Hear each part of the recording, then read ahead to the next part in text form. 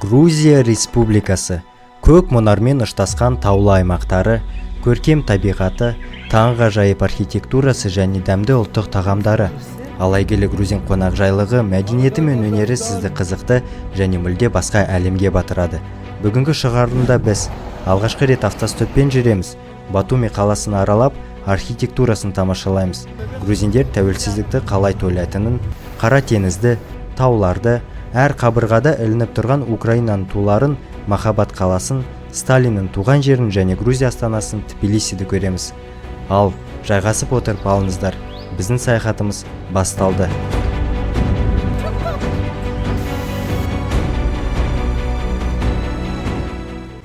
Бірақ алдымен осында жету керек.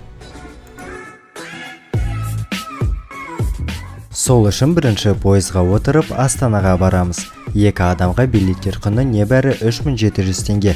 5 сағат жолда өткізіп, әуежайға жетеміз. Біз аэропорттамыз. Ас болсын. Осы сэндвич пен кофе жоспарда болған жоқ. Бағасы удай 5000 теңге шықты, 4700 теңге шықты. Қазір сағат түнгі 3:30. Біздің рейсіміз самолет сағат 7-де. Айтпақшы, билет бағалары Астана Кутаиси, Кутаиси Астана екі жаққа, екі адамға 259 мың шықты. Ол қымбат па әлде арзан ба, оны комментарийге жазып кетіңіз. Біз билеттерді наурыз айында алғанбыз. Енді осындай сұрақ. Ұшу уақытына дейін бізде 3 сағат бар. Не істеуге болады? Біз рилс түсірдік, әрі-бері жүріп, әуежайды зерттедік. Сосын біз аэропортта отырып шаршадық, сондықтан 10 секундтан кейін біз Кутаисиде боламыз.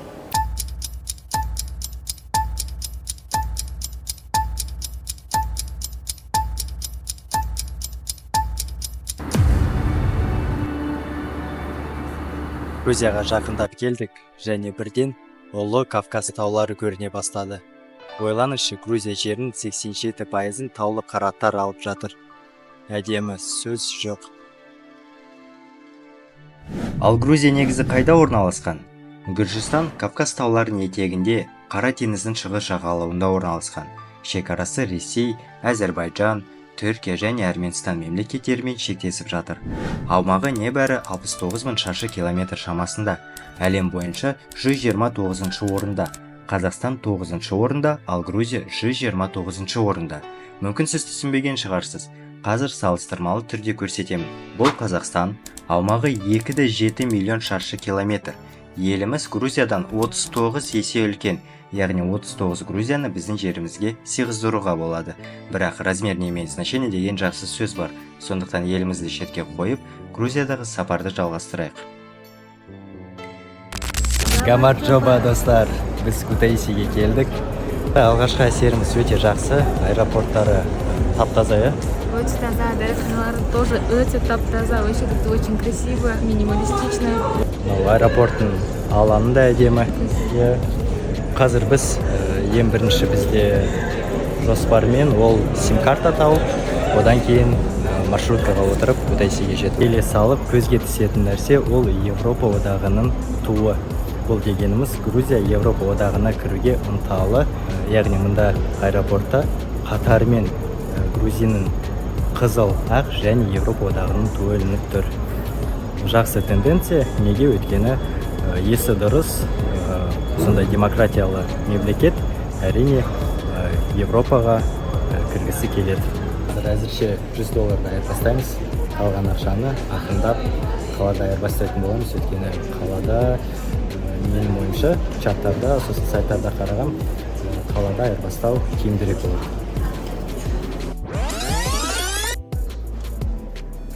$100 бізде 265 лари шықты. Міне осындай грузин валютасы лари. Теңгемен қанша болатынын білмеймін, қазір жаза салам. Қазір сим-карта алып жатырмыз. 7 күнге лари. Теңгемен 1670 теңге болады. Автобуспен барайын дегенбіз, бірақ автобус әр 2 сағат жүреді екен. Әр 2 сағат жүреді, сондықтан таксимен барамыз. Автобуспен негізі тиімдірек ақша жағынан. 5 лари адамнан. Ал таксимен қазір біз 25 лариге барамыз екеуміз. Как правильно будет? Грузия, Джорджия, Сакартвело. Сакартвело? О, литовцы, первый. Сказали, что никакой Джорджия, никакой Грузия, Сакартвело. Осы жерде тоқтап кетейік. Шынымен қызықты факт. Жергілікті тұрғындар өз елін Сакартвело деп атағанды ұнатады. Бұл картвелдер елі деген ұғымды береді. Яғни өздерін картвел халқы деп атайды. Негізі жаңа мемлекетке келгенде ең бірінші сені қарсы алатын және өз елімен таныстыра бастайтын адамдар ол әрине таксистер. Геннадий ағамыз да біраз әңгіме соғып, Назарбаевты, Каспийбанк, Ламатадзаны білем дейді. Назарбаева хорошо знает, да, здесь? И этого, Каспийбанк. Әрине қазақтар Грузиядан көп көлік алатынын айтып кетті. О, у меня полный ваши номера. Или они машину покупают, все камры хотят. Сейчас уже раб-4 хотят. Звонят, дядя говорит, раб-4. Саясатты да қозғадық. Вот сейчас сидит в турбе. Да, вот я это слышал. А как президент как? Он 3-4 года работал супер, хорошо. А потом мафия у них получилась. Соңында өзінің визиткасын беріп, біз сұрағандай орталықта орналасқан кафеге апарып тастады.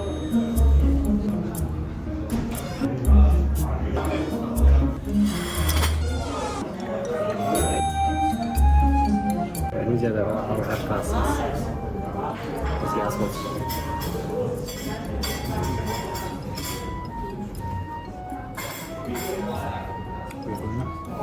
Хинкали саңғалық қонақтармен.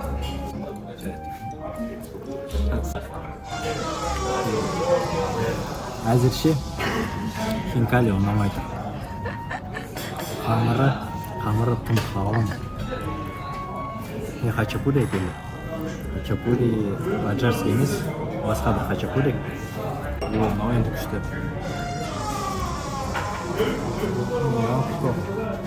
Лимонад дәмді хачапури. Грузиядағы бірінші асымыз 21 лари шықты. Жақсылап тамақ жеп алдық, енді жаяу отельге дегенде хостелға бара жатырмыз. Букингтан бір хостел таптым. Бір бөлме. Білмеймін қазір қалай болатыны. 20 минут жаяу бара жатырмыз. Гүржістан, Грузия енді әдемі. Сөз жоқ. Қараңыз. Атмосферасы бөлек. Кутаиси, ескі қала, ескі үйлер, жолдары тар. Бірақ оның өзінде бір ерекше вайб сезінеді. Артыңғы қабырға көрініп тұрса, анда Слава Украина деп жазылып тұр. Осында Грузияда көк пен сары ту, Украинаның туы көп жерде бар. Грузиндердің туынан да көп сияқты. Әне тағы бір қабырғада қазір көрсетем. Мынау Грузияның туы негізі, бірақ көк сары түсте. Грузияның көшелері тар, қараңыз, мынау машиналарды қоятын орын жоқ. Бордюрға қойып тастады, адам жүретін жерге. Енді біз жүре алмаймыз. Және тағы бір байқағанымыз, қалай алыс болса да орталықтан тап-таза. Жолдары да таза, жақсы. Және міне тротуар. Бірді қоқыс көрген жоқпын. Бәрі тап-таза. Жалға алған хостеліміз орталықтан алыс екен. Аяғымыз ауырып, шаршап, әйтеуір үйде 1 сағаттан кейін таптық. Қазір әгерінен бір кеңес болады, сосын рум-тур жасаймыз. Қыздар, Грузияға келсеңіздер, ыңғайлы киім алыңыздар. Туфли, вот эта шпилька-милька, это не надо. Өйткені онда таулы аймақ болғандықтан, вам будет неудобно. Қазір осы бөлме 5000 теңгеге рум-тур жасаймыз. Мұнда осындай беседка бар. Осындай қос төсек, картина, сосын холодильник, Wi-Fi тегін. Мұнда пометкалар, ағылшын және орыс тілінде. Сосын ет бар мұнда. Бағана шыққан әйгерім қорқанын Чапа деген дейді. Я очень милая и дружелюбная, говорит, не бойся меня. Осындай бір бөлме. Су, шәйнек, бәрі бар. Су да бар. И осындай ванна. Унитаз, душ. 5000 теңгеге норм. Емес, өте жақсы негізі. Тап-таза бәрі. Жаман иіс, ештеңе жоқ. Қалай саған? Ұнайды ма? Иә. Все, біз демалуға кеттік. 2 сағат ұйықтадық, жаңа ғана тұрдық. Күшті күш жиналды. Енді қазір қаланы аралаймыз. Кутаиси бар болғаны 150 мыңға жуық тұрғыны бар шағын қала. Көбі осы қалада 1-2 күнге тоқтайды, немесе мүлдем тоқтамай, әуежайдан тікелей не Батумиге, не Тбилисиге кетеді. Біз 2-3 күнді осында өткізуді жоспарлағанбыз. Оның басты себебі Кутаисиден 50 шақырым жерде орналасқан Акаци шатқалы, бірақ ол жабық екен. Жөндеу жұмыстары жүріп жатыр. Сонымен жоспарымыз өзгеріп, 1 күн жетеді деп шештік. Орталығына келдік. Күшті бәрі әдемі, адам көп, туристер көп, қытайлар жүр, итальяндықтар жүр. Және мынау кәдімгідей Европа. Ал бұл қаланы кесіп өтетін Риони өзенінің үстінен салынған ақ көпір. Ақ көпір атауында ешқандай сыр жоқ, бар болғаны ақ түспен боялған. Атауынан бұрын көпір үстінде қоладан құйылған бала бейнесі көбірек танымал. Ол режиссер Эльдар Шенгелайның әдеттен тыс көрме фильмінің кейіпкері. Біз фильмді көрмесек те суретке түсіп, қаламен танысуды жалғастырдық.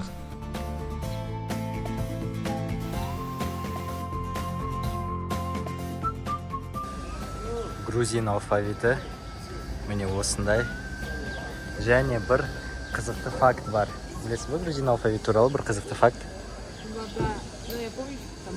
Не. Оларда үстіңгі, төменгі регистр жоқ, бас әріп деген понятиясы жоқ. Бәрі бір деңгеймен жазылады. Қызық, е? Міне осындай. Ең көне алфавиттердің тілдерінің бірі грузин тілі. Осындай магнитиктер бар. Хинкали, хачапури. Міне туризмді осылай дамыту керек.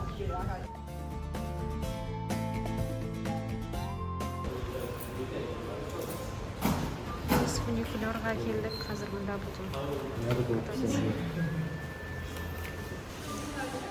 Один есть.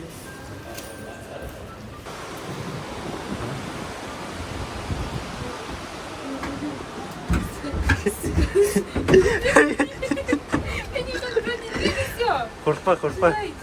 Қорқпа. А можно этот? Дядька даже не объясняет. Дядька! А можно с ней вместе на той стороне стоять? Бірінші рет фуникулерді. Бірінші рет фуникулерді отырдық.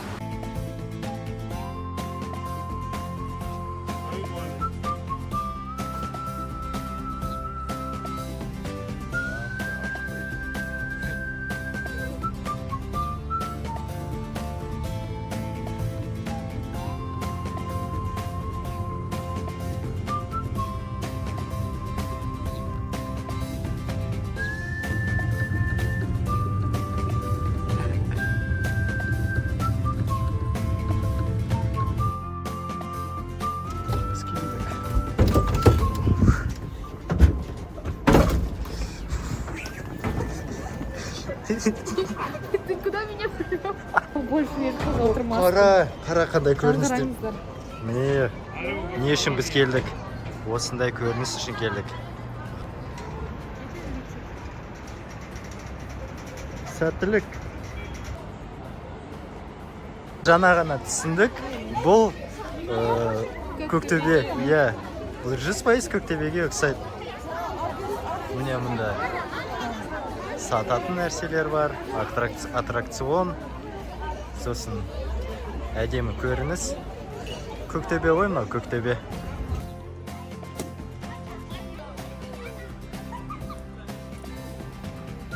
Осында тамақтардың көбі шошқа етімен, мұнда порк, тағы порк, мұнда порк микс, бифпен бірге, сиыр етімен бірге. Сондан біз көбінесе хачапури жейміз, не тауық етімен біріне. Бейсин шағын маркетіне кірдік, кішкене бағаларды салыстырып, кейбір заттар арзандау, кейбір заттар қымбат. Мысалы, пепси 250 теңге, бізде қымбаттау болады. Су 133 теңге 05. Күшті я бағалар. Бізде 150 теңгеден басталған шығар.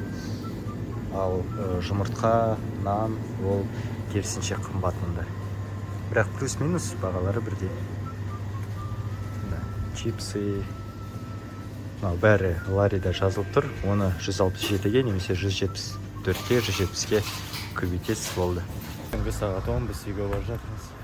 Итяра. Итяра. Ит. Где? Что, она? Ой, блин, да посижу я. Әйгерім иттерден қорқады. Ал бүгін біз бір күннің ішінде кем дегенде 30 ит көрген шығармыз. У меня поэтому стресс. Девочки, у меня стресс. Знаешь прикол? Знаешь.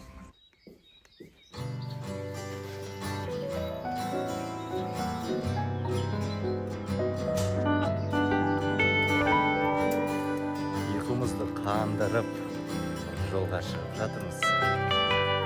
Қазір біз трассаға шығамыз.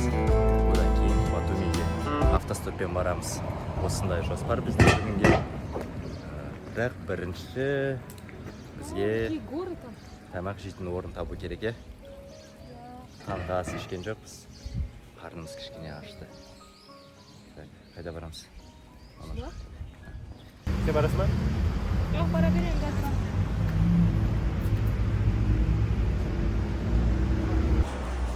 Осында бір дүкенде нан алғам. Дүкен емес, ол кәдімгідей нан пісіретін сонда. Міне ағаш екен. Бізге видео түсіруге рұқсат берді. Грузин наны міне осылай пісіріледі.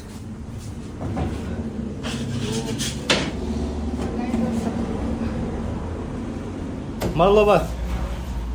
Thank you. Okay, you're welcome.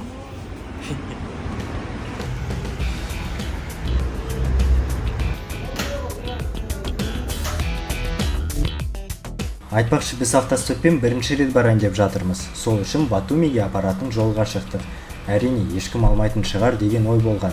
Бірақ 10 минут өтпей, бізді Грузияда тұратын Аслан деген жерлесіміз және оның грузин досы тоқтап, бізді алып кетті. Ты на грузинском разговариваешь, да, получается? Да, на русском как бы люди разговаривают, но как вот в Польше, понимаете, ситуация такая, что русские очень много обнаглели, и такие здесь, потому что из-за войны то, что случилось, потом русский канон, русский закон хотят здесь ввести. Я вот это, да, читал.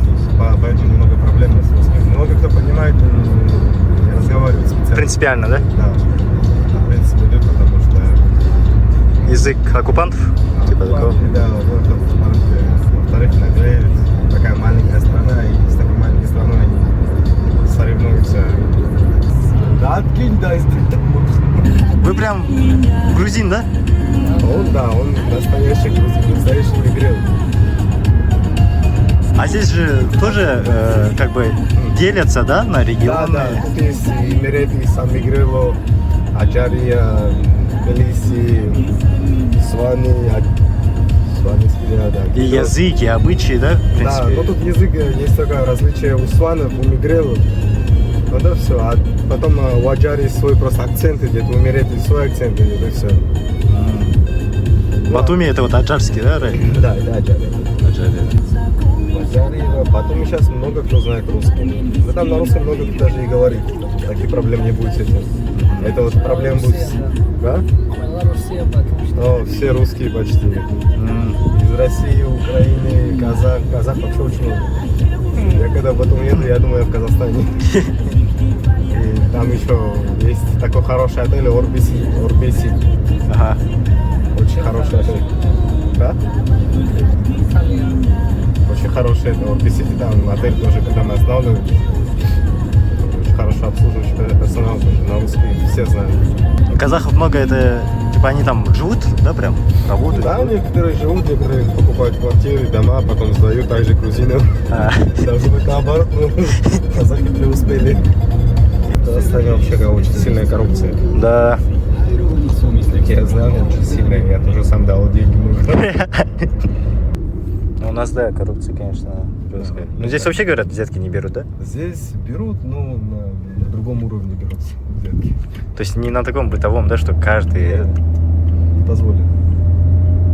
Ну, тут даже официально можно как бы дать не взятку, а ты заплатить нужно. Ты торопишься. Я, например, торопился, право хотел взять и взял в тот же день. Сдал, конечно, все тесты. Надо было неделю подождать, я просто дал деньги и взял уже за 1 час. Ну, это официально, да, типа? Да. Это ускоренный вариант. Да. А, кстати, посадили того мужика, который избил свою жену? Да, Да? убил же. Он, да, убил ее, 8 часов избивал, а потом сказал, Да. я думал, она спала. Он смеется. Все смотрели, да, здесь? Здесь, да, здесь даже идет практика на этот случай. Серьезно? Да.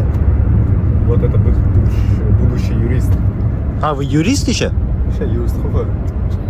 Ну, пока что нет, но скоро будет. Ну, классно. И разбирают эту тему, да? Он нет. Только вроде да, не знаю. Что он делает, там не знаю. Ну да, это же бытовое насилие, у нас сейчас закон приняли. Да, ну вообще-то в Казахстане, я так понял, насилие над женщинами очень прямо многие такие случаи. Да, это, к сожалению, да, очень... У нас в целом проблемы во всех сферах, вот как раз таки из-за коррупции, вот этой авторитарной системы. Потому что все равно вот Грузия, я чувствую, что посвободнее. Да. Как бы все идут в ногу, современный должно быть Казахстан. И такие вот ситуации очень... Мне обидно. Ну да, мне тоже слышу, и как такое говорит, мне обидно. Я тоже... За свою страну мне очень стыдно, когда мужчины избивают женщины, это ужасно. Возьмите по шоколадке. Ой, спасибо. Немножко родины. Спасибо. Мадлова. Он тоже очень любит Казахстан.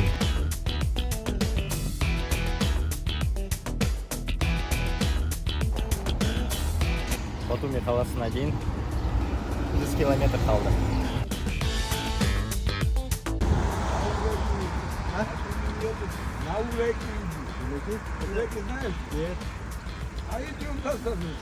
Давайте.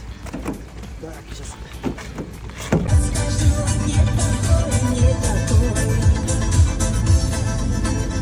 Хорошо знаю, это вообще Да, хорошая машина. Голова, Машка. да. Чем больше языков знаешь, тем лучше. Конечно. Амарджоба это здравствуйте. Да. Гамарджоба Генацвали это Кенасвали это хороший человек. хороший, да, человек? Дорогой. Дорогой.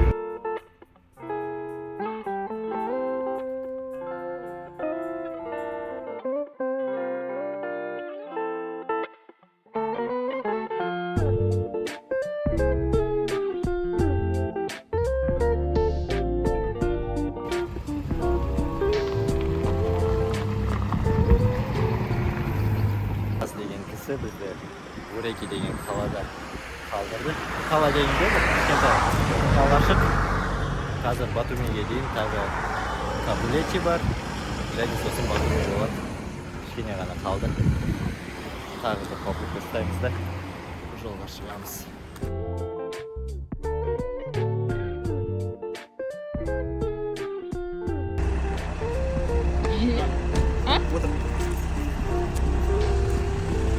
Осылай біз 3 сағат жолда өткізіп, 3 көлік ауыстырып, Батумиге тегін жеттік. Это вам. Это вот. шоколад. О, Мадлова. Шоколад. Гайхары, малова. Күшті, жақсы адам кездесті бізге. Дәл адресқа дейін әкелді. 3 шоколад берді әйгерім оған. Потому что 2 баласы бар екен. Өзі Иә. бар, әйелі бар. Еще несі машинасы жақсы, Мерседес. Жұмыстан Кутаисиден келе жатқан инженер екен. Біраз әңгіме соқтық. Орыс тілін түсінеді, былай күшті түсінбейді, бірақ түсінеді. Сөйлегенде бірақ қиналып сөйлейді орыс тілінде. Сол бізде мұнда байқағанымыз, көбі грузин тілінде сөйлейді. Жастар әрине грузин тілінде сөйлейді, және ағылшын тілінде еркін сөйлей алады көбісі. Ал сонда орта жастағылар, олар тек грузин тілінде сөйлейді. Ал үлкендер, Советский Союзда тұрғандар, олар орыс тілінде сөйлейді, түсінеді, сөйлейді еркін. Ну, я вас. Жена? Жена, да. Ну, у вас хороший дом, там годится для вас. Вы молодые такой. Нет. Хороший дом, да.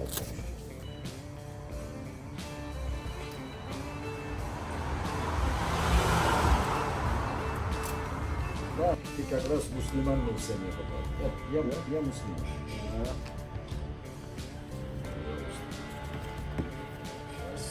Бізге негізі басқа номер болған, бірақ мынау кісі бізді қазақтар деп, және ең бастысы мұсылман, сосын біз жаспыз, сондықтан бізге анау номер жарамайды деді да, бізге сол бағамен жақсы номер берді. 80 лари бұл номер 2 күнге тап-таза беру. Жана сияқты ма?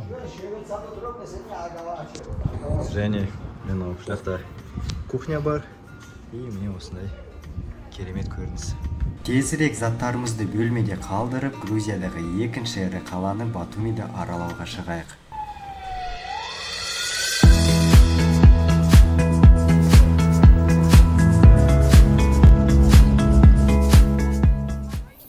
Бұл Еуропа алаңы. Батумидің ең танымал орындарының бірі. Біз сізге осында келуге кеңес береміз. Жергілікті үкімет бұл алаңның 19 ғасырдағы кейпін сақтауға барынша мән берген. Шынымен өзінде Еуропада жүргендей сезінесің. Ал бұл 2007 жылы орнатылған Медея ескерткіші грузиндердің Еуропа әлеммен байланысын сипаттайды.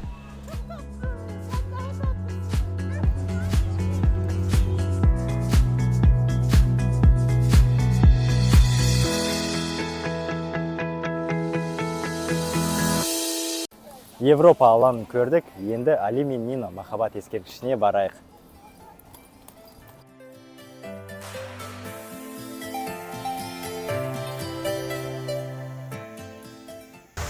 Әзірше Батуми ұнап жатыр.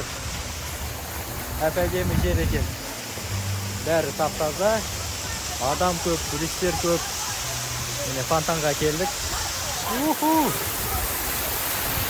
Өтесің бә тесен ар жаққа? Да, кес өтесің?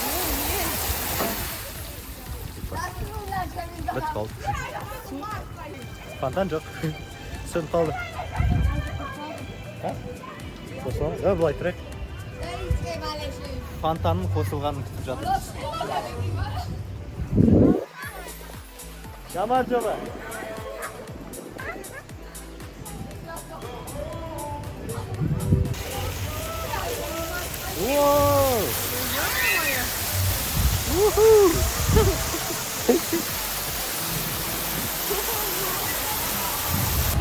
Он жағында фонтан болса, сол жағында әдемі парк. Мынау бамбук аудин. Бамбук мынау 100%.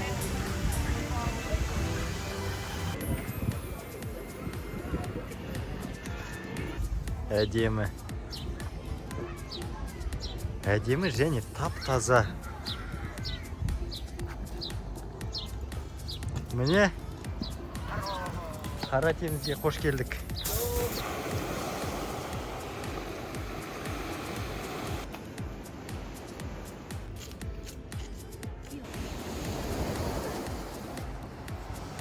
Достар, осындай сәттер үшін, көрініс үшін ақшаны аямай саяхаттау керек.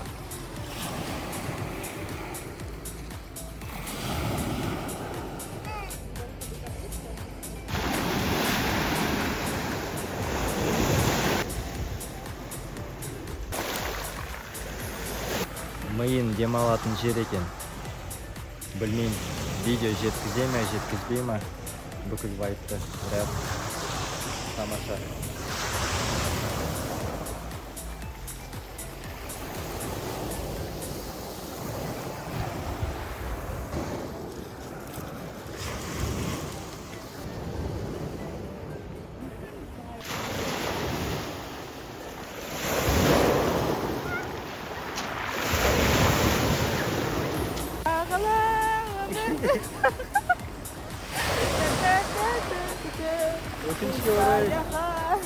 Өкінішке орай бізде дрон жоқ. Бізде Өмірді бағалап.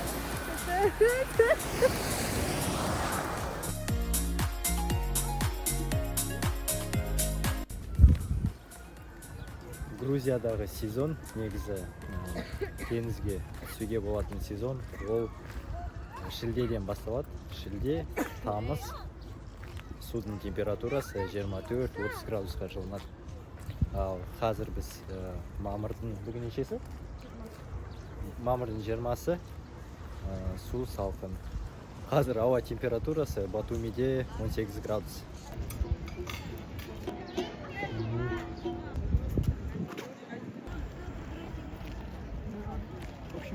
Әрине бәрі әдемі емес. Мінсіз қала, мінсіз мемлекет, мінсіз адам жоқ. Міне мысалға бір аяқталмаған, білмеймін бұл не, нысан, аяқталмаған нысан.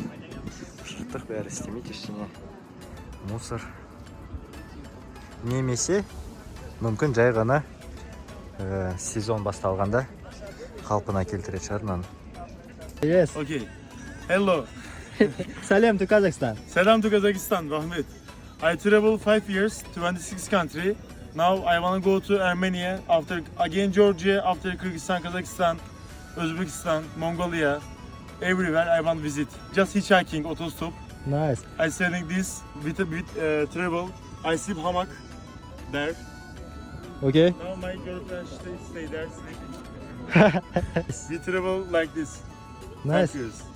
You know, we came today from the Kutaisi Yes. with the hitchhiking. Really? Yes, Oh. it's the first time our.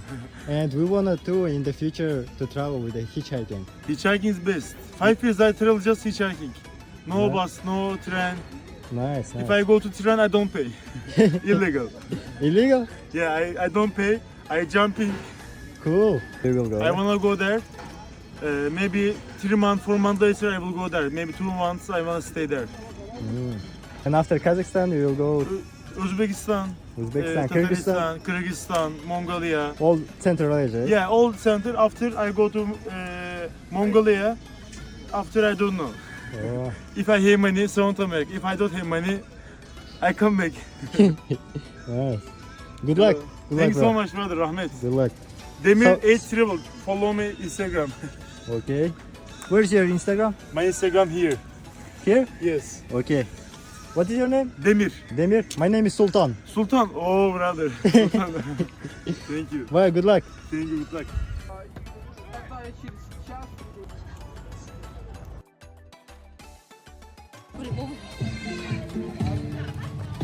Нары оттай жанып жүр.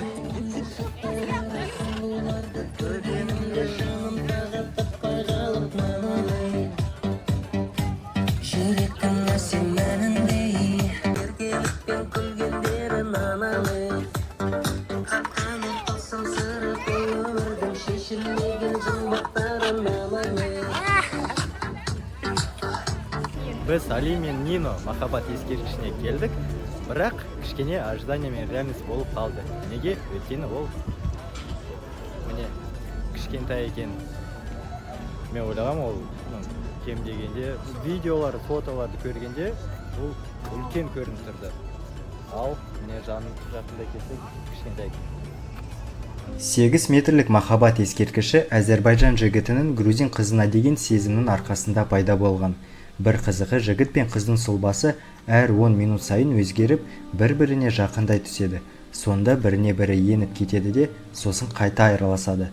Мағынасы, бір-біріне қанша жақын келіп тұрса да, қосыла алмайды. Бізде колесо обозрения ондай үлкен емес қой. Үлкен 20 лари, 10 лари тұрады бір адам.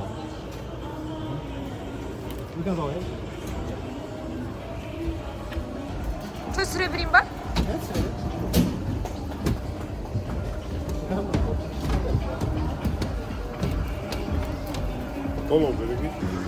Өкінішке орай бізде дрон жоқ, бірақ Батумиде осындай керемет шолу дөңгелегі бар. Сіздерге қазір жоғарыдан Батумиді көрсетеміз.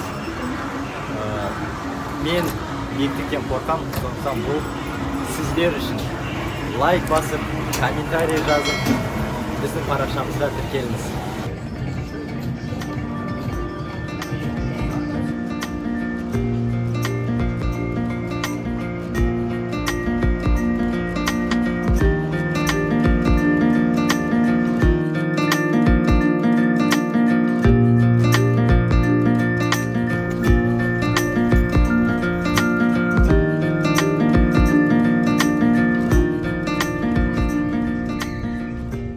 Грузияда 2 күн жаяу жүргенбіз. Қазір такси заказ бердік. Яндекс такси істеп тұр. Және мен ойлағам, бағалары қымбат болады деп жоқ. Бағалар жақсы, бізбен бірдей. 2-4 лари, 1 шақырым километр. Ол бір 500-800 теңгедей. Бағалары тиімді, сондықтан Яндекс такси мұнда істеп тұр. Мен осы үйдің қожайыннан аға ішетін су қайда алуға болады деп сұрасам, ол маған айтады қой, судан любой краннан іше бер, ең жақсы су Батуми дейді.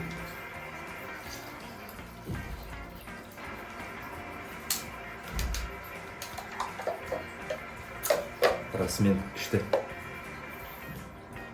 Бүгін біз бір әдемі жерге барамыз, бірақ алдымен жақсылап тамақ ішіп алу керек.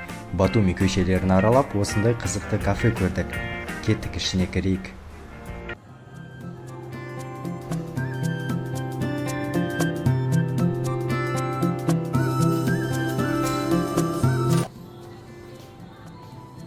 Ух ты. Қараңдар, қандай порция. Борщ алған, украиналық борщ. Ой, жақлыш. Күшті. Тауық етімен өте дәмді. Вот отсюда, вот так, видишь, вот тут есть тоже сыр. И вот ты должен кушать только вот это. Вот это все ты должна перемешать вместе с этим, поняла? О, на. Спасибо. И все перемешиваешь. Ал ең қызығы бұл асхананың қожайыны біздің жерлесіміз болып шықты. Поговорили, она уже 2 или 3 раза, наверное, она уже приезжала сюда ко мне, кушала это самое с Октавой. И мы с ней разговаривали, и она говорит, вот скажите, да. Я говорю, конечно, в первую очередь, потому что когда началась война, первый, кто протянул руку помощи и поддержку, это кто сделал Казахстан. Первый, кто был, это был Казахстан, самый первый, которые поддержали Украину. Это на сегодняшний день вот то, что мы имеем. Не дай Бог, конечно, чтобы это у вас случилось. Конечно, Рахмет за то, что поддерживает Украину. Я 10 лет не зря я там прожила. Потому я очень люблю казахскую землю, казахский народ, потому что очень гостеприимный, Дастархан всегда. Потому я знаю, у меня сын очень много друзей из Казахстана, у него с Атырау. Когда была свадьба, даже на свадьбу приезжали с Атырау ребята. Да, он со всеми общается. Он учился, 2 года учился в Уральской казахской школе. Сын больше владеет, 80% владеет казахским языком. Он понимает, он так, может, немножко прозабыл, але понимает и общается. Очень много у него друзей. Так что, дай Бог, чтобы ни в коем случае казахская земля не знала этого всего, что знает сейчас Украина. Да. Это самое главное. Но все равно будет перемога буде за Україною. Все равно буде. Так що слава Україні. Слава Україні. Героям слава. Қазір қаладан 9 километр қашықтықта орналасқан ботаникалық баққа барамыз. Ең арзан вариант ол автобуспен бару. 10 номер автобус барады дейді. Қазір міне аялдамада тұрмыз.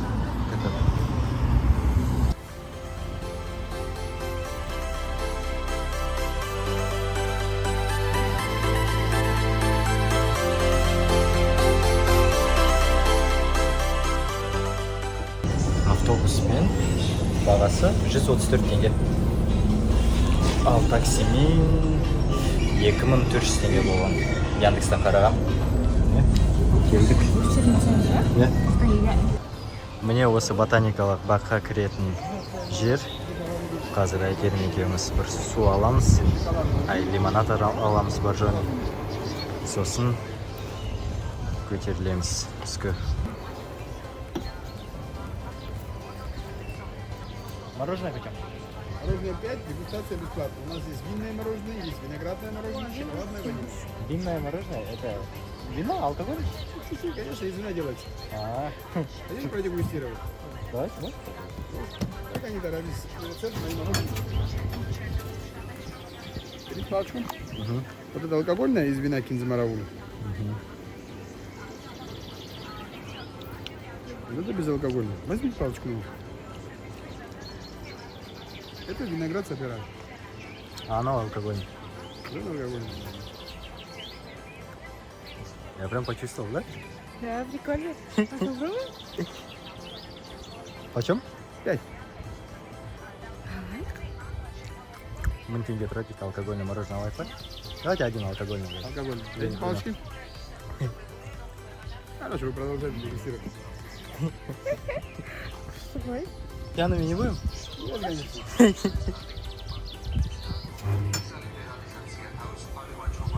Давай. Дайте мне. Спасибо. Что? Да. Смотрите, был длинное мороженое. Шинди алкоголь. Тост можно говорить смело. Тост можно говорить? Конечно. Тогда Прикольный. за Грузию. За великий грузинский народ. И за мир во всем мире. Да, за мир во всем мире. Прям дәмі алкогольдің бар. Өте күшті. Маған ұнады. Қазір алқашып болған. Нас двое.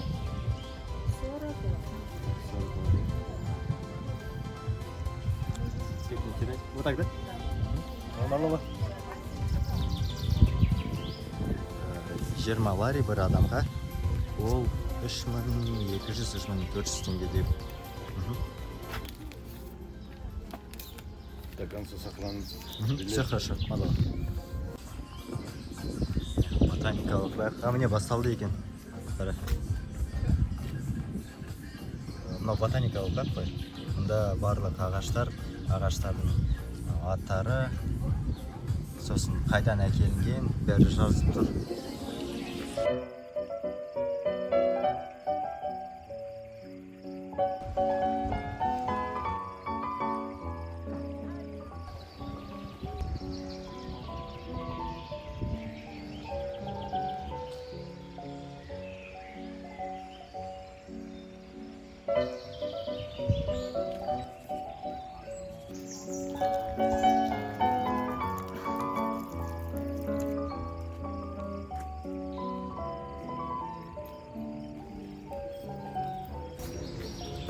Іші бәрі тап-таза, күшті. Суы бәрі бар, қағазы бар. Бізде мен білмеймін, Бурабайда. Біз Бурабайда мен сондай дәріхана көрген жоқ. Бұл енді инфраструктураның дамығанын көрсеткіші. Жақсы дәретхана. Қазір таңғажайып көрініс болады.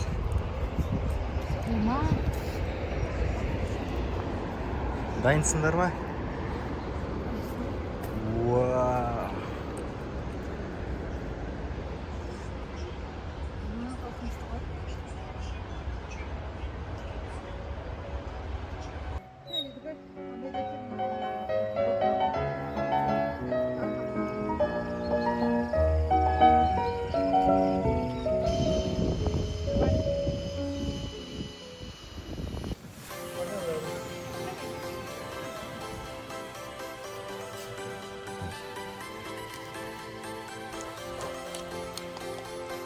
Готовы?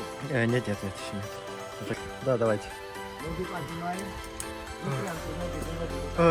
Бисмилля. А сейчас выпускаем. Раз, два и три.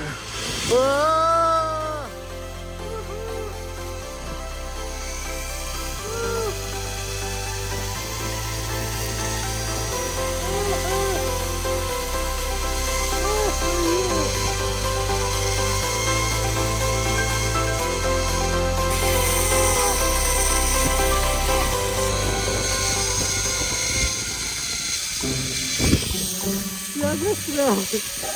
Я медленно иду.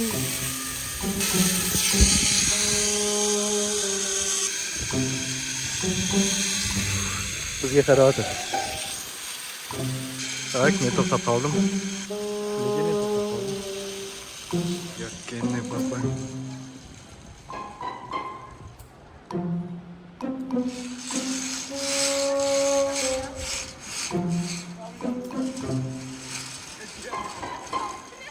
Что происходит?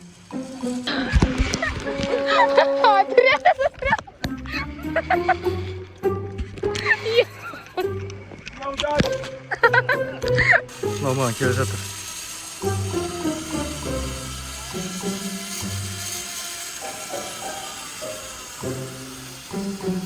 Как дела?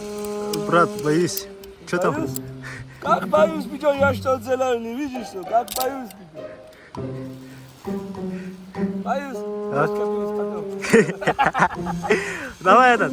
Салем, Гамарджоба, ту Казахстан. Передай.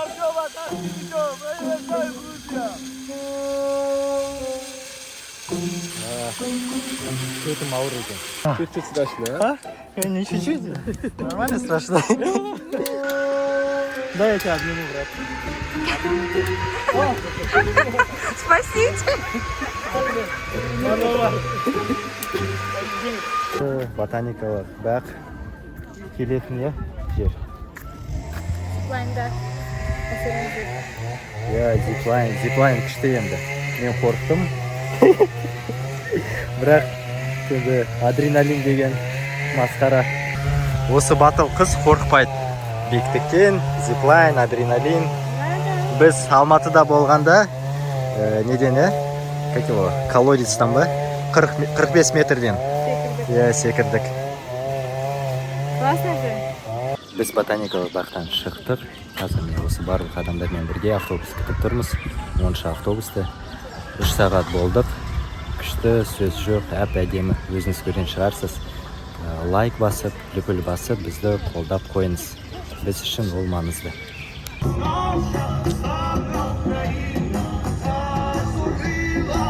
KFC жеп келдік.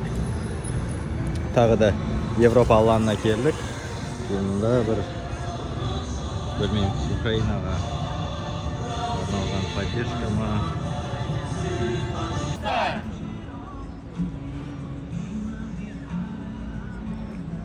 Бұларда сбор ашады.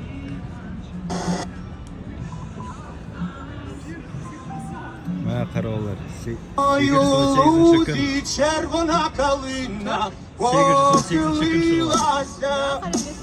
Дедору 4-ші күн Смолда супермаркетте жүрміз. Бүгін бізде түскі асқа ролтон болады. Дашырақ. Ақшамыз күннен күнге азай бар жатыр.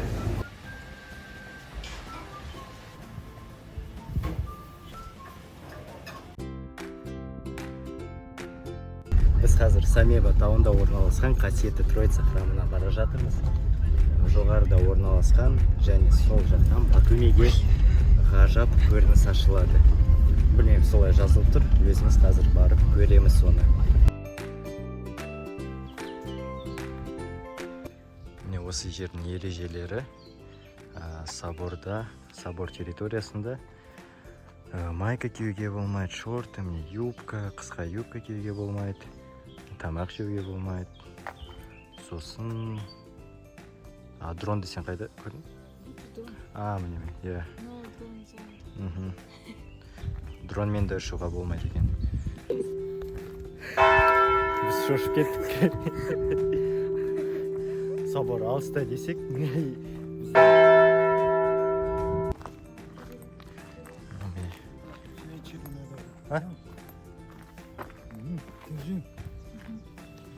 орамал беріп отыр.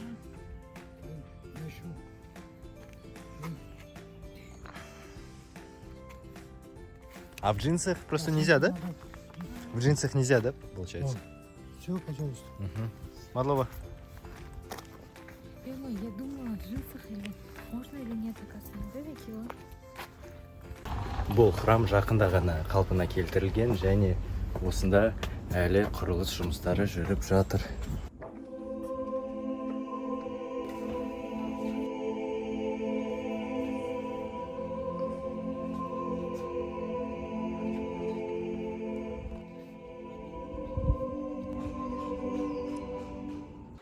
Достар, Батумиді жоғарыдан көргіңіз келсе, фуникулер алмаңыз, канатынан даруын қажеті жоқ.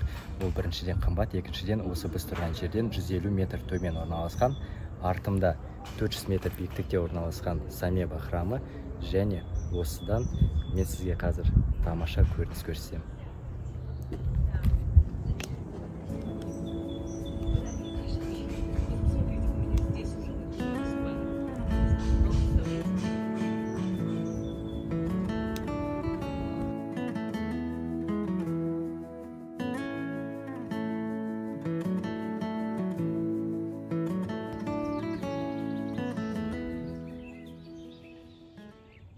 храмнан шықтық, енді екінші локацияға бара жатырмыз. Ол үшін бірінші бізге автовокзалға жету керек. Қазір айтпақшы, осында ешқандай проблемасыз жеттік таксимен, ал қайтадан қалаға бару қиындырақ. Такси, Яндекс ешкім алмай тұр. Өйткені алыс. Қазір мұнда төмен түсеміз, мұнда не бар, автобус аялдамасы. Соған бар жатырмыз. Түмейдің ескі автовокзалына келдік. Қазір бізге 77-ші автобус керек, микроавтобус. Онымен біз Махуцети сарқырамасына барамыз. Казахстан! Первый раз в Грузии. Первый раз? Да, ну нравится прям, классно. На 15 дней приехали. Что дай, 15? За 15 дней стоило бы? А? Стоило за 15 дней такие расходы этот самый? Ну мы в дикую, автостоп, Ну. экономим максимально, Да. возможно. За 15 дней только обжарю, если объездите. Да, конечно, ну мы Это хотим, ерунда, это мало. да, хотя бы немного хотим. Ну да. Надо еще, конечно, откуда на машине. А последняя маршрутка обратно во сколько едет? Обратно едет 6 часов оттуда, где-то 15 минут до Махунцети дорога займет. Короче, 6:15. В 6:15 уже назад, да, будет ехать? Да. Мені өзгеде ертең Сарқырамаға шығатын болдық сағат онда. Неге өткені бүгін кеш. Қазір шықсақ, сосын артқа келе алмаймыз. Соңғы маршрутка артқа баратын, ол сағат 6-да. Қазір сағат 5. Енді ертең барамыз. Слай. Дұрыс жүре алмайсың Грузияда. Опа. Өттім. Көшелері тым тар.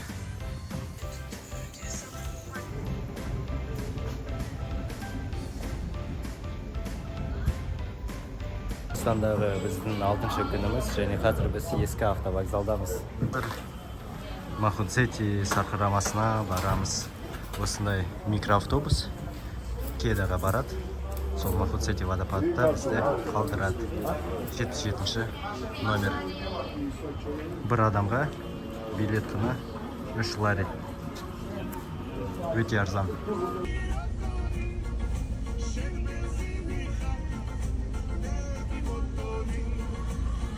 Мынау микроавтобус ары қарай кетеді Кедаға. Міне осындай жерде тоқтайды.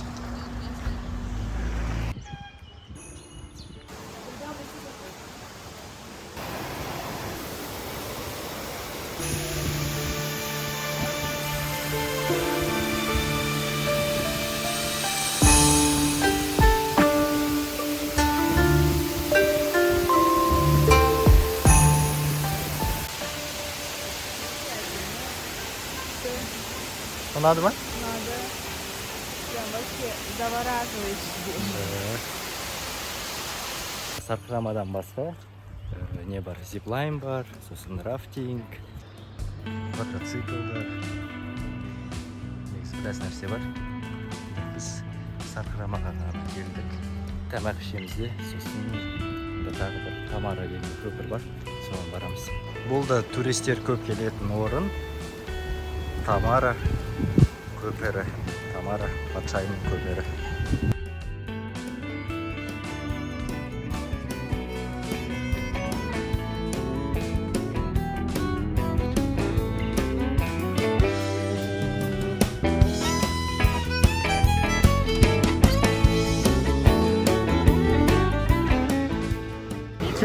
Кеда ғой, е? Да, е. Кеттік. Осында комфортпен бара жатырмыз. Бүгін біз Батумимен қоштасамыз. Міне ЖД вокзалға келдік. Қазір билет алып, бүгін Тбилисиге кетеміз.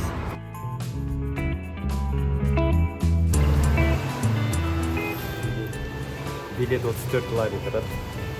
Бір адамға. Осында 2 билет, екінші классқа алдық. Осында есік, камера хранения. Қазір рюкзактарымызды осында қалдырамыз. Бағалар жазып тұр. 3 лари, 4 лари. Поезд бізде сағат 5-те, сондықтан рюкзактармен жүре алмаймыз біз.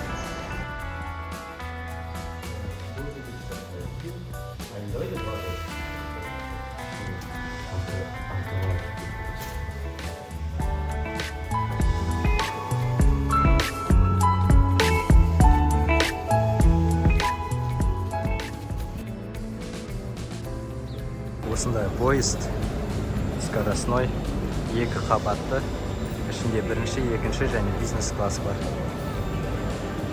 Және мұнда 5-ақ вагон. Тбилисиде 5 сағаттан кейін боламыз.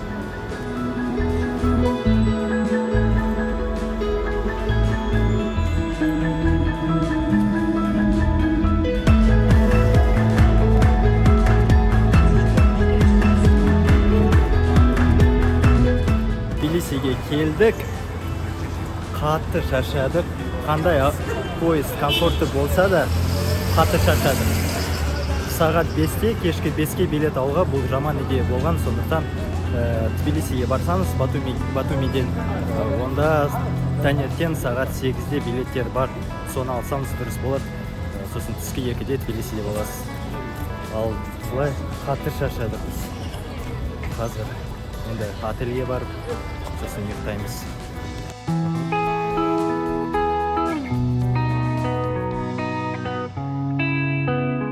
Грузияға келгенде осындай хало сим картасын алғанбыз. 7 күндік тариф безлимитный. Бүгін біткен және 10 лари тағы да салып, оны ұзарттық. 26 мамыр және біз әдейі осы күні Тбилисиге келдік. Неге өткені бүгін Грузияның тәуелсіздік күні.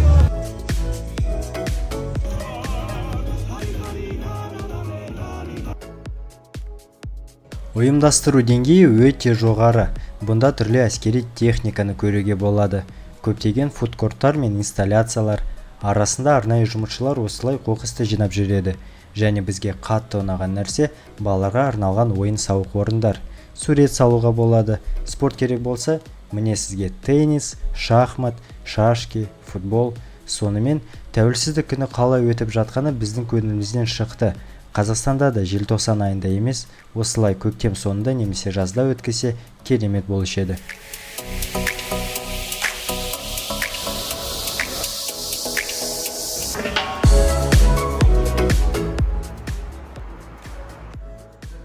Казахстан это. На праздник, а? Водка не пьют. Нет, как считал. А фунты не меняете? Фунты тоже меняете? У меня 35 фунтов есть, понятно?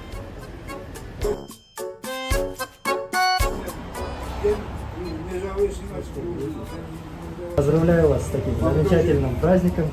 Желаю мира, процветания в вашей стране, чтобы все у вас было хорошо и самое главное здоровье, чтобы было.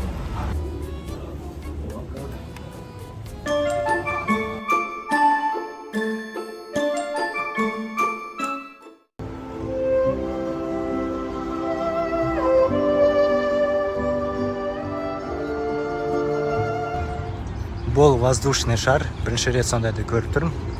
Бағасы бір адамға 70 лари. Қаланы биіктен көргіміз келді, ал ең арзан вариант арқан жол боп шықты. Небәрі 7 лари төлеп, Тбилисиді жоғарыдан тамашаладық.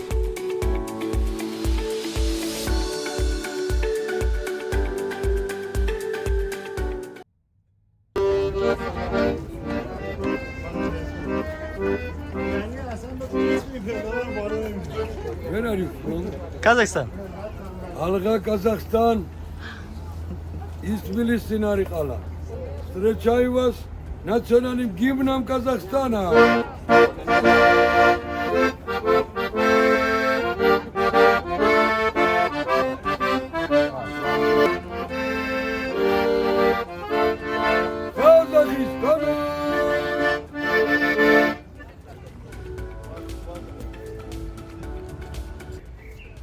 Қазір осы ескерткіш туралы осындай QR код арқылы біз тыңдайтын боламыз. Welcome, my dear guests. Our mother of Karchi. 22 метрлік Грузия анасы бір қолына сусын құйылған кесе, бір қолына қылыш ұстап тұр. Оның сыры, егер бізге достық ниетпен келсең, қонағымыз етіп төбемізге көтереміз. Ал қастық пиғылым болса, мына қылыштан ажал табасын деген мағына береді.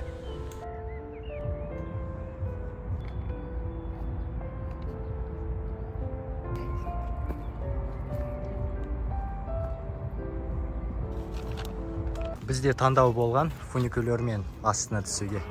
Бірақ біз жаяу түстік. О, мында застолье болып жатыр. Астында.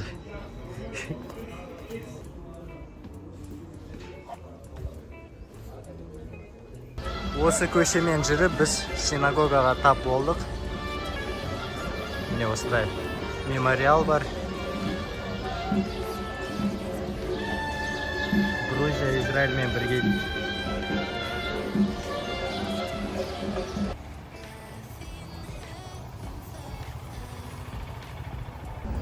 Осындай арнайы машиналармен қаланы аралап шығуға болады.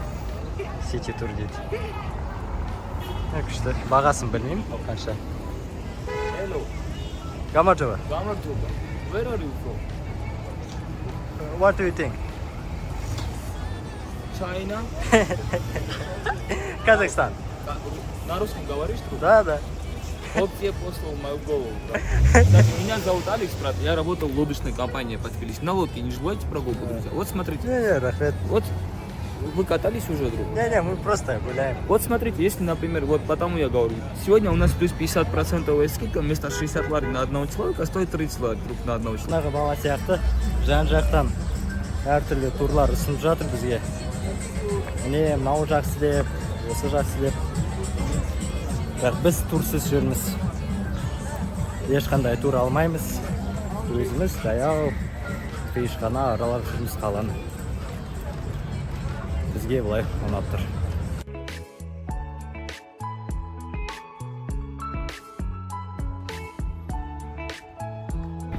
Біз Батумиде туристер көп деп ойласақ, осында Тбилисиде одан да көп туристер. Қазақтар көп мұнда. Иә, қазақтар көп. Annyeonghaseyo. Hello, how are you? Hello, good. I am offering you boat trip on the river. We're from Kazakhstan. trip. No, thank you. Half an hour tour. Thank you. Как это? Хасяньо.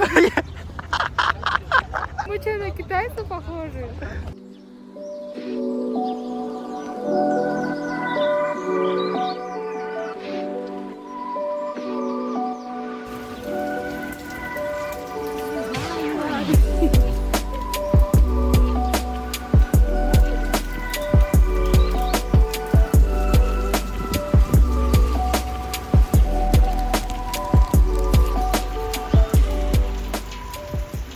Сұлтан мұнда завтрак істеп жатыр. Авокадомен. Сэндвич. Бутерброд. Бутерброд. Бүгін тағы жолға шығамыз. Кахетияға барамыз. Тбилисидегі отеліміз осындай жап-жақсы. Мұнда кухнясы бар. Микроволновка, холодильник. Сосын үшінші этажда кір жуатын машина бар. Міне біз киімдерді жуамыз. Үтік бар. Керек нәрсенің бәрі осында табылады. Тегін Wi-Fi. Келгенде бізге видео түсіруге уақыт болған жоқ. Енді міне қазір көрсетіп жатырмын. Міне осындай номер, қос төсек, кондиционер істеп тұр, телевизор, оны біз қосқан жоқпыз. Сосын шкафчиктар бар. Осындай жақсы душы бар. Ыстық суы. Сосын сабын, гель для душа, бәрі болғанда. Сосын да батарея бар осындай жылы. Одан кейін ең бастысы күшті осындай көрініс терезеден. Және бізде өзіміздің сыртқа ашылатын есік бар. Мини терраса.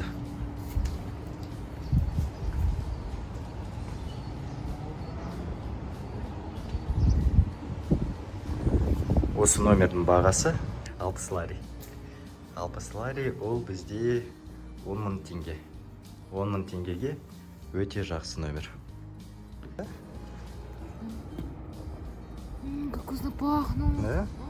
Понимаешь? Массаж. Прям вообще вкусно.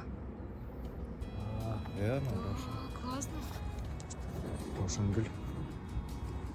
Самгория автовокзалына келдік. Қазір маршрутка іздейміз. Сигнахиге баратын. Негізі барлық информацияны біз интернеттен іздейміз. Сонда бар. Осы жерден маршрутка баруға тиісті.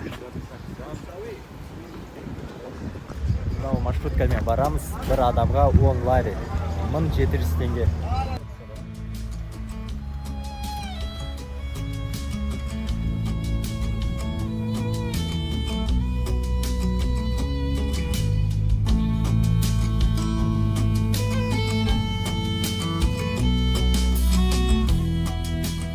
Нахи қаласына келдік. Бізді осында қалдырды. Микроавтобус. Енді қазір біз отель деген жоқпыз. Қазір ғана қарап отырмыз. Бағалар жақсы екен. Жақсы ма? 99 за 2 ночи. Подожди. А, нет. За 2 ночи 16 тысяч. Ну ладно, қазір табарыз. Көреміз. Букингтан осындай бөлме таптық. 81 лари 2 күнге. Кішкентай душы бар. Бірақ жақсы. Ең бастысы іші салқын. Өйткені мұнда ып-ыстық. Осындай кухня, тегін Wi-Fi, бір микроволновка бар. Стөл, телевизор ескі. Және осындай әдемі терраса.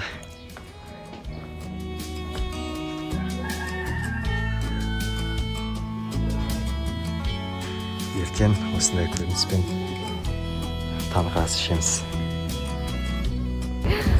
Біз қазір Сигнахи қаласына келдік. Күн деген ыстық, Султан. Мен неужели өзім көйлегімді кидім, а то просто лежала. Тбилиси мен Кутаисиде кішкене суық болды. Поэтому осылай келе алмадық. Өте ыстық күн. Ал жер тіпті керемет. Сигнахи. Қазір сізге ақырындап бәрін көрсетеміз. О, вон уже красиво. Қараңыз, мұнда жаңа асфальт. Мынау асфальт енді кішкене жараспайды осы қалаға. Қазір былай тура барамыз да, анда брусчатка болады. Осы асфальт бітетті. Міне әдемі брусчатка басталады. Маған қатты ұнайды. Әп-әдемі. Осы жерге сай. Қараңыз.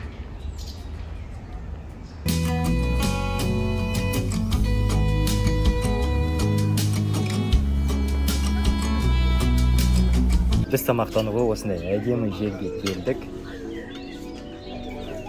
Және Сигнахи біз болған Грузияның барлық жерлерінен ең әдемі және ең колоритті. Осы қала туралы мен сіздерге қазір видео қосып, суреттерді қосып, закадровый голоспен айтып беремін. Сигнахи Кахетияның шығысындағы шағын ғана қалашық. Халқы саны 2000-нан аспайды. Ал ең қызығы, түрікше атауы Қамал қорған деген мағынаны береді. Грузиндер Сигнахи десе, біз сығанақ деп атаймыз. Және итальяндық стилдегі әсем үйлерден бөлек мұнда 28 мұнарасы бар бекіністің орны сақталған. Ал олардың ең биігіне көтеріліп, Алазания алқабының әсем табиғатына көрініс ашылады. Қазір біз сонда барамыз. Бүгін біздің Грузиядағы 10-шы күніміз. Және мен осындай көрініспен шай ішіп отырмын. Өмір тамаша. Ертегі мынау. О, міне таптым.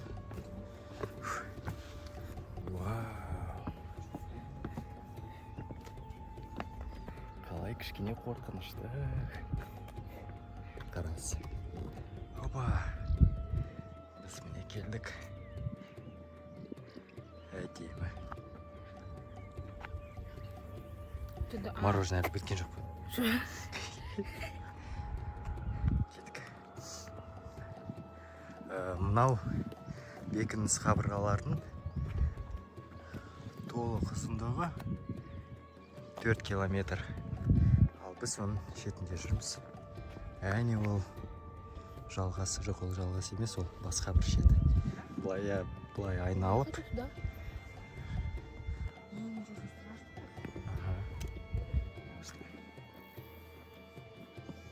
Екі емес мұнда бір 4 метр шығар.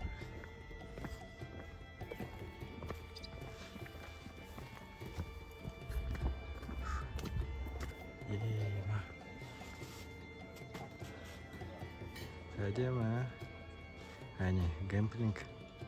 Қане? Блин. Қазір. Артқа бару қиын екен. Өйткені біз келдік па? Жоқ, чего иди? Ой, темешкі. Ыстық. Күннің көзі. Ол балалармен саяхаттап жүрдім. Балалармен саяхаттап жүрдім. Кішкене демалып, күш жинап бекіністің басқа бір шетіне бардық. Алазань алқабына әдемі көрініс осы жерден ашылады екен. Қазір өздеріңіз көре аласыз.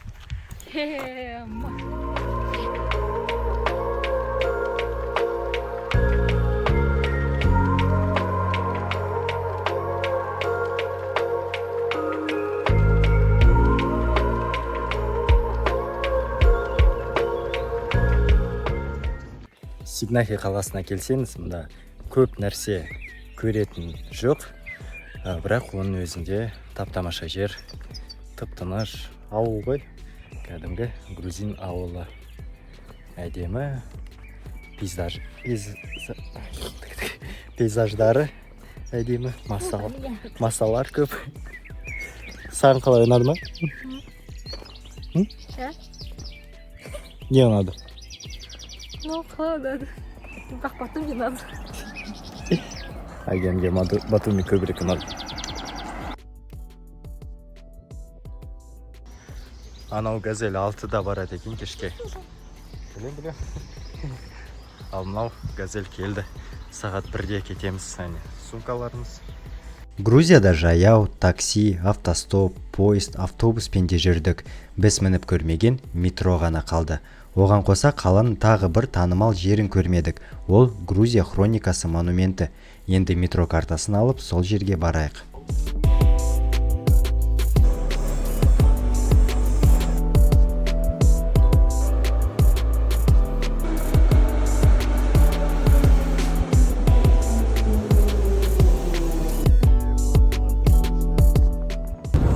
Метро күшті, енді тез жеттік. Енді метромен жүреміз. Бір адамға бағасы не 50 тетри, не 1 лари, соны түсінген жоқпын. Бірақ бәрі бір арзан. 1 лари болса, ол 170 теңге.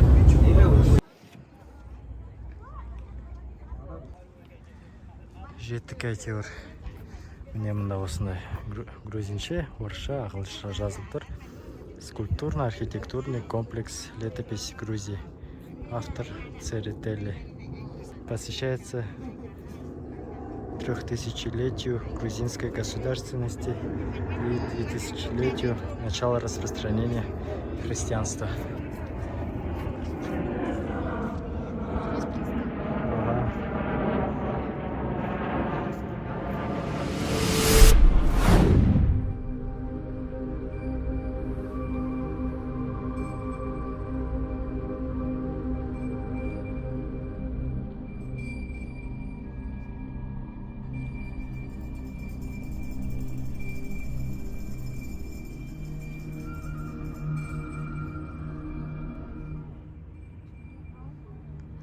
Жамбы-жамы деп жатыр.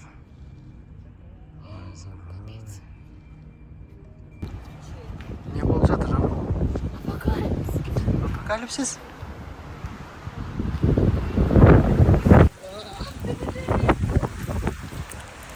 Жаңбырдың астында қалдым. Сен бар жүгін. Біз Гори қаласына келдік жаңағыда. Тамақ іштік осы жерде. Және осы қалаға келген ең басты себебіміз бұл осы мұражай. Сталиннің мұражайы.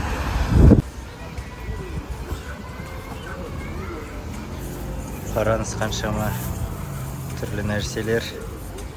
Мұнда магнитиктер. Спасибо деду за победу. Сталин. Мынау сіріңке.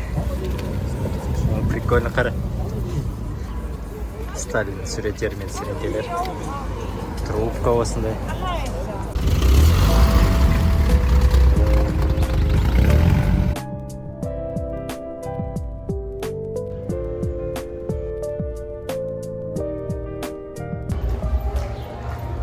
осы жерде Сталин дүниеге келген 21 желтоқсан күні 1879 жылы. Мұражай 3 бөліктен тұрады. Біріншісі алдарыңызда. Бұл Сталин туып 4 жылдай тұрған үйі. Екіншісі оның вагоны, ал ең басты 3-ші бөлігі 2 қабаты бар үлкен ғимарат. Билет құны бір адамға 15 лари, 30 лари төлеп, енді қазір Сталинмен танысатын боламыз. Бұл мұражай жаңартылып 1957 жылы ашылды. Осында совет диктаторының өміріне қатысты 50 мыңнан аса зат сақталған. Жеке бұйымдары мен қолжазбалары, әлем елдері басшылардан алған сыйлықтарын көре аласыз. Мұражайда Көсемнің Кремльдегі кабинетінің көшірмесі де жасалған. 2 қабатты аралап мен осы нәрсені түсіндім. Бұл мұражай Сталинді жақтау үшін салынған.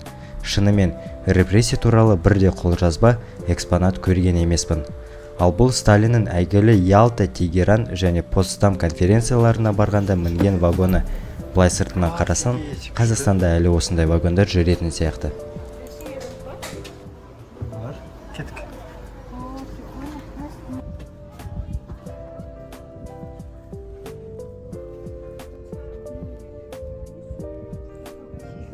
Күшті.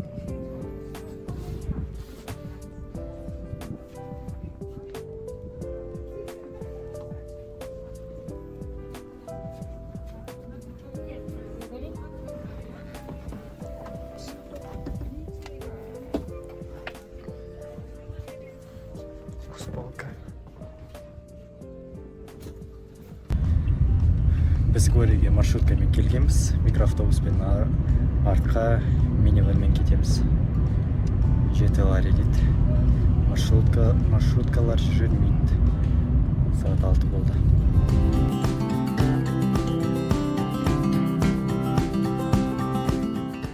Осымен бәрі бітті, саяхатымыз аяқталды. Енді елге қайтамыз. Қалай саған ұнады ба? Да. Батуми. Батуми қатты ұнады ба? Я Батумида вообще күшті. Батумида можно жить. Тбилиси что-то вот так. 50 на 50.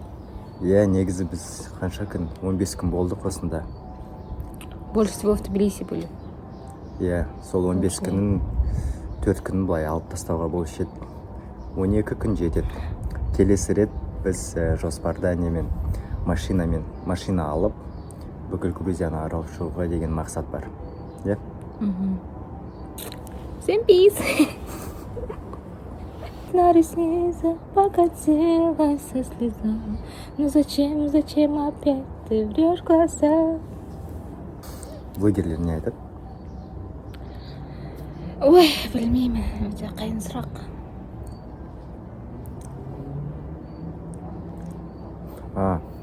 Бұл біздің бірінші видеоблогымыз. Лайк басып, Қолдап қойыңыздар бізді. комментарий жазып қойыңыз. Сосын WhatsApp-тарға, чаттарға жіберіңіз, группаларға. Көріскенше. Давай еще раз. Давай.